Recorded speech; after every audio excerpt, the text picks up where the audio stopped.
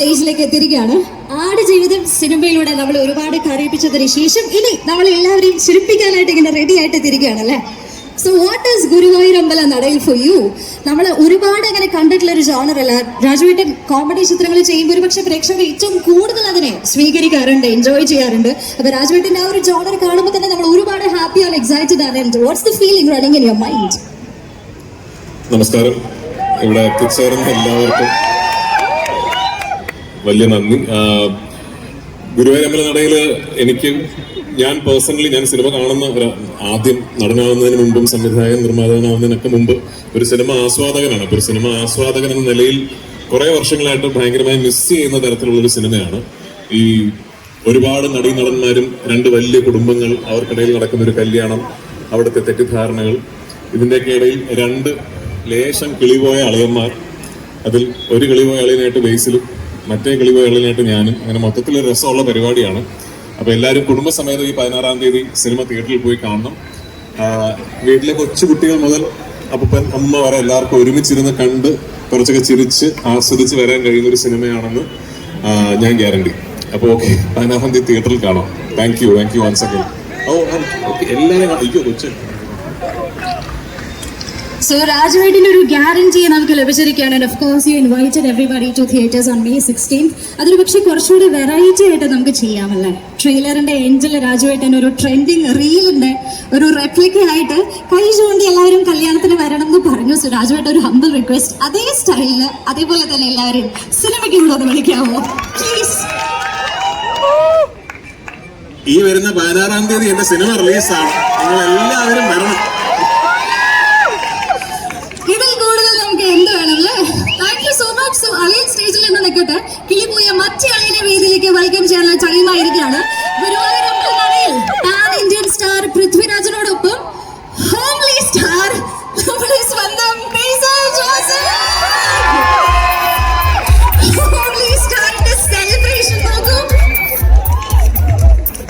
ഒരു താരത്തിനും കിട്ടാത്തൊരു എൻട്രി ആണ് സ്റ്റേജിലേക്ക് കിട്ടിയിരിക്കുന്നത്. ഹായ് ഹോംലി സ്റ്റാർ, ഹായ് അളിയൻ, കിളിപോയ അളിയൻ. യെസ്, എന്നെ നോക്കി പഠിപ്പിക്കുകയാണോ? ബേസിലായിട്ടല്ലേ അഭിനയം നമുക്ക് കാണണ്ട അല്ലേ. ആളെ കണ്ടാൽ തന്നെ നമ്മൾ ശരിക്കും ആ ഒരു ബുള്ളറ്റ് എഞ്ചിൻ ചിരി കേട്ടാൽ തന്നെ നമ്മൾ ശരിക്കും. ഇവിടെ എന്തോ കൗണ്ടർ വന്നു, ഞാൻ കേട്ടില്ല. But still Basil Joseph one സപ്പോർട്ടാണ്. ക്രൂ മെമ്പേഴ്സിന്റെ അടുത്ത് തന്നെ വൺ സപ്പോർട്ടാണ്. ഹോംലി സ്റ്റാറിന്റെ ഒരു വരവേൽപ്പ്, that was so brilliant. So how are you feeling? എല്ലാവർക്കും നമസ്കാരം. ഇത് ഞാൻ കാശ് കൊടുത്ത് ചെയ്യിപ്പിച്ചതല്ല, സത്യമായിട്ട് ഓർഗാനിക്കായിട്ട് സംഭവിച്ചതാണ്. എന്നെ സംബന്ധിച്ചിടത്തോളം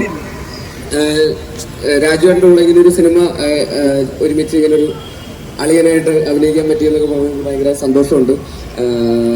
ഇതിൻ്റെ റൈറ്റർ കുഞ്ഞിരാമായണം എന്ന് പറയുന്ന ആദ്യമായിട്ട് ഞാൻ ചെയ്ത സിനിമയുടെ റൈറ്ററാണ്. ദീപുവാണ് ഇതിൻ്റെ റൈറ്റർ. അതുപോലെ ഇതിൻ്റെ പ്രൊഡ്യൂസേഴ്സ് എന്ന് പറയുന്നത് ഗോദ എന്ന് പറയുന്ന സിനിമയുടെ പ്രൊഡ്യൂസ് ചെയ്ത് E4 Entertainment ആണ്. അതുപോലെ ഇതിൻ്റെ സംവിധായകൻ എന്ന് പറയുന്നത് ജയ ഹേ എന്ന് പറയുന്ന സിനിമയുടെ സിനിമ സംവിധാനം ചെയ്ത വിപിൻ ചേട്ടനാണ്. അപ്പോൾ ഇവരുടെ എല്ലാവരുടെയും കൂടെ വീണ്ടും ഇങ്ങനെ ഒരു സിനിമയിൽ ഇത്രയും വലിയ സ്റ്റാർ കാസ്റ്റിൻ്റെ കൂടെ നിഖില വിമൽ, അനശ്വര, അതുപോലെ അശ്വിൻ, സിജു, സാഫ് ബോയ്, അഖിലേട്ടൻ, അങ്ങനെ ഒരുപാട് അഷിഖ്, ഇതുപോലെ ഒരുപാട് നല്ല ആക്ടേഴ്സിൻ്റെ കൂടെ അഭിനയിക്കാൻ പറ്റി. അപ്പോൾ ഒരുപാട് സന്തോഷം. ഇത്രയും വലിയ സ്കെയിലുള്ള ഒരു സിനിമ, രാജുവേട്ടൻ പറഞ്ഞ പോലെ ഒരു ഫൺ ഫാമിലി പോപ്കോൺ എന്റർടൈനർ എന്ന് പറയുന്ന പോലത്തെ ഒരു സിനിമയാണ്. അപ്പോൾ അത് എല്ലാവർക്കും ഇഷ്ടപ്പെടും എന്ന് തന്നെയാണ് ഞങ്ങൾ വിശ്വസിക്കുന്നത്. May 16-ാം തീയതി തിയേറ്ററിൽ എല്ലാവരും വരണം. Thank you. Thank you so much. ട്രെയിലറിലെ ബേസിലേട്ടൻ പറയുന്നുണ്ട്, ആനന്ദേട്ട നിങ്ങളാണ് ഹീറോ. അപ്പൊ ഞാൻ ചോദിക്കട്ടെ, ഈ സിനിമയിലെ യഥാർത്ഥ ഹീറോ ആരാണ്? അല്ലെങ്കിൽ കൂടുതൽ കിളിപോയ ഏറ്റവും കിളിപോയത് ഡയറക്ടർ വിപിൻ ചേട്ടനാണല്ലേ. എന്നാലും അളിയന്മാരിൽ ഏറ്റവും കിളിപോയ അളിയൻ അല്ലെങ്കിൽ ഒരു ഹീറോ ആരാണെന്ന് ചോദിച്ചാൽ അതിന്റെ ആൻസർ ആരായിരിക്കും? ആനന്ദ് ഓർ